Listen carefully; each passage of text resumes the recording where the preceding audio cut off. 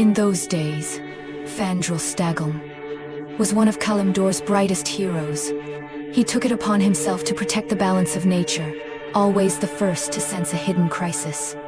From the southern deserts of Silithus, he felt a malevolent presence, an aura that withered life itself. To trace this dark power to its source, Fandral personally formed a vanguard of elite druids and sentinels. He marched resolutely into that sun-scorched wasteland. To gain a foothold in this desolate land, they built a simple yet sturdy outpost on the edge of the desert. They named it Southwind Village. To find a water source vital for the army's survival, Valstan, Fandral's only son, volunteered to lead a scouting party deeper into the desert's heart. Following a faint trace of moisture, they finally discovered, in a vast ringed valley, a magnificent, breathtaking fortress, half buried in sand.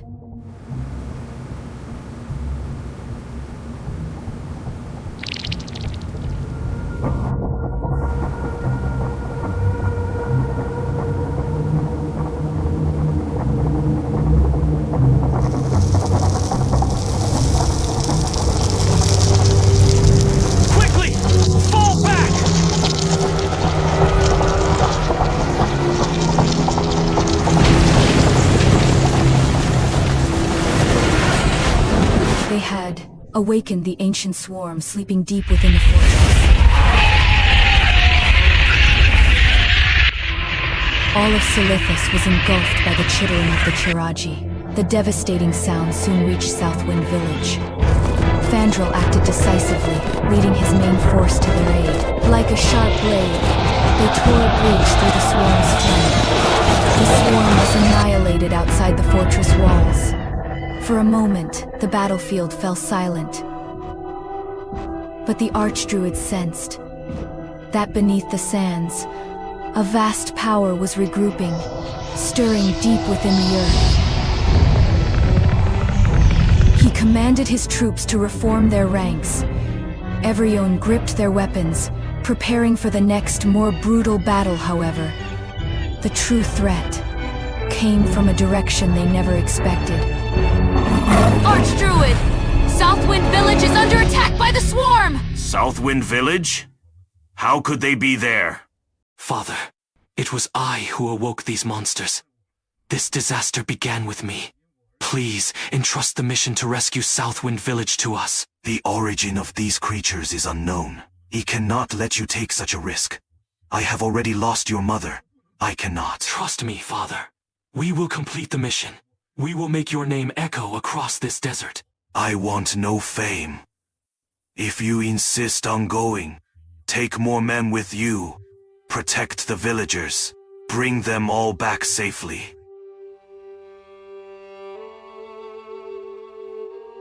Little did he know that departure. What happened?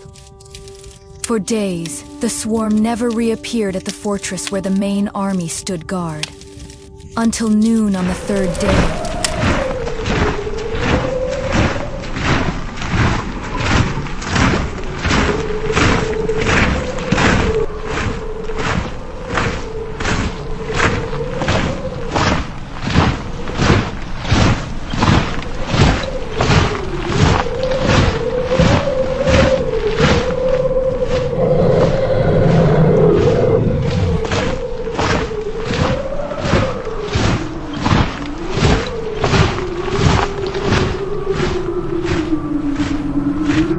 A disciplined army of Ahn'Qiraj warriors surrounded Fandral's main force before the cold fortress walls, but they did not attack immediately. In front of everyone, the Ahn'Qiraj general, Rajax, raised Valstan high into the air.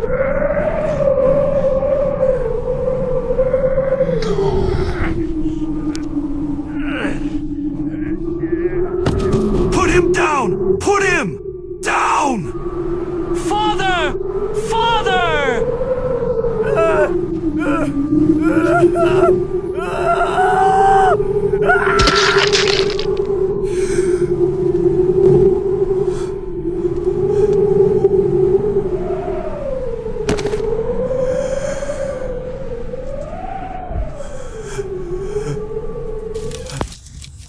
For the Archdruid, Volstan was his entire world.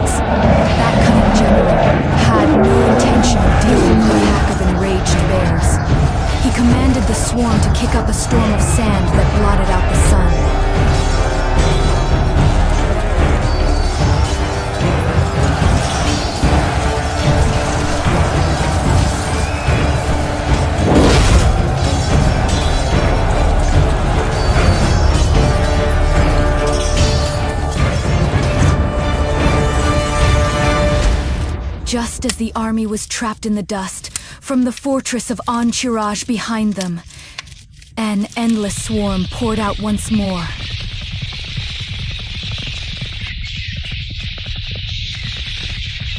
Caught between two fronts, the Night Elves were utterly routed.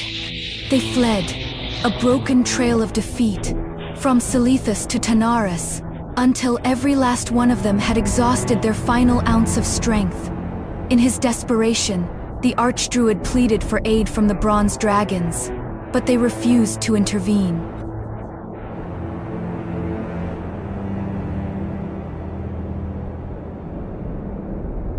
What? Aren't the dragons self-proclaimed guardians? They said it was a war of mortals, and it was not their place to interfere. But soon, the dragons changed their minds. The swarm invaded the caverns of time, disturbing their sanctum. Ahn'Qiraj realized that the Bronze Dragon flight alone could not end this war. He called upon the other flights for aid. Soon, Kalistras of the Red, Marithra of the Green, and Arygos of the Blue answered his call, leading their own flights into battle.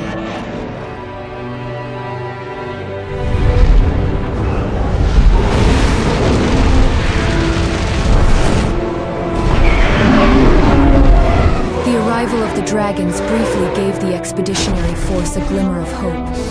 But it was an illusion. No matter how many they killed, more and more Qiraji would endlessly pour out from the fortress. The bronze dragon Ahn'Qiraj spread his wings, slowly ascending into the sky, surveying the fortress below. He sensed that deep within its walls, an ancient, dark power was coiled. The source is within the fortress. A war of attrition is meaningless. We must seal it away. Fandral gathered the surviving druids, and together with Ahn'Qiraj, they began a summoning ritual. They were soon besieged by the swarm. Time. Ahn'Qiraj needed time. What are you doing? Buying him time. The swarm will tear you to pieces. Is there a worse fate than watching this world burn? Those who do not fear death, follow me!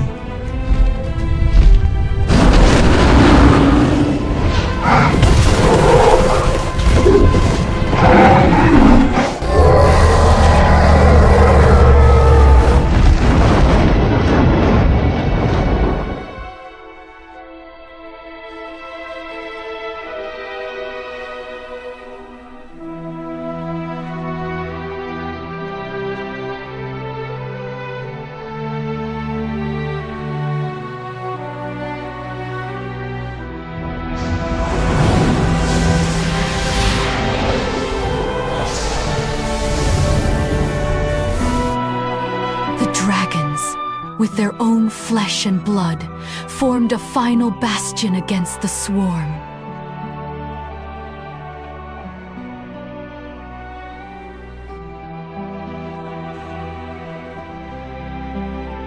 Upon completing the ritual, the bronze dragon used his command of time to transform the Chiraji remains on the battlefield into two sacred relics, the Scepter of the Shifting Sands and the Scarab Gong. This seal is a desperate measure, born of necessity. The darkness in the depths of Ahn'Qiraj is far beyond our current strength to eradicate. If we allow the swarm to run rampant, all life will perish, and Azeroth itself will fall. Thus, with all the might of the dragonflights, we erect this barrier. It is to grant future generations a moment's respite, to devise a more permanent solution. If, in the days to come, mortals can find a way to counter the darkness of the void, and gather a force mighty enough to destroy this temple, then one may take this scepter and strike the Scarab Gong. The seal will then be broken. After my people have witnessed and endured this catastrophe with their own eyes, you expect me to bear this heavy burden? Stockhelm, I know that grief has twisted your heart. But fate, from the moment of birth, is etched into your very blood. As an archdruid, it is your duty to protect the balance of this world. Duty? It was this damned duty that led me to this wasteland. It was this damned duty that saw my son, my people, forever buried beneath these cursed sands.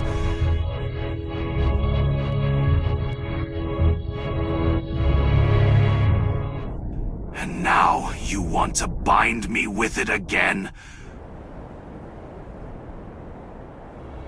To hell with your duty!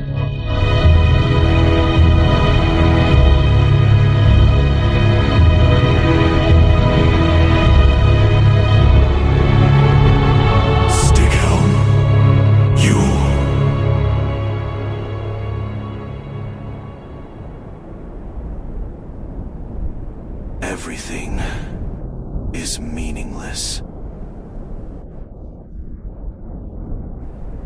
I will find my son. I will bring my son back.